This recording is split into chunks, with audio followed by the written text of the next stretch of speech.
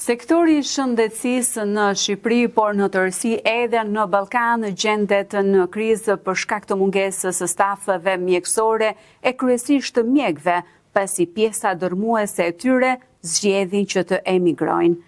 Një studim i fundit në Gjermani mbi emigrimin në vendet e Ballkanit Perëndimor evidentoi se afërsisht 30% e stafit të shëndetësor nga Shqipëria kishin emigruar në Gjermani deri në vitin 2023.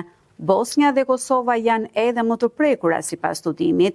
Në vitin 2023, numri i shtetasve nga Kosova që punojnë në sistemin gjerman të kujdesit shëndetësor ishte i barabartë me 50.3% të fuqisë punëtore vendase të kujdesit shëndetësor.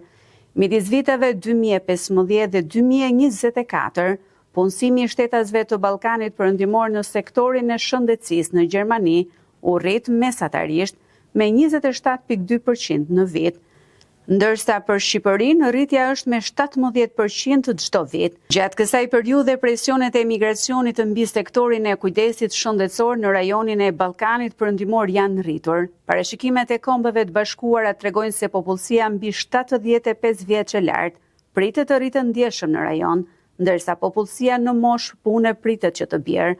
Këto zhvillime do të rrisin kërkesën për kujdes shëndetësor në Ballkan, por edhe në Shqipëri. Një tjetër tregues i vendosjes sistematike të sistemeve shëndetësore është numri i ulët i mjekëve në krahasim me vendet e Europës Perëndimore.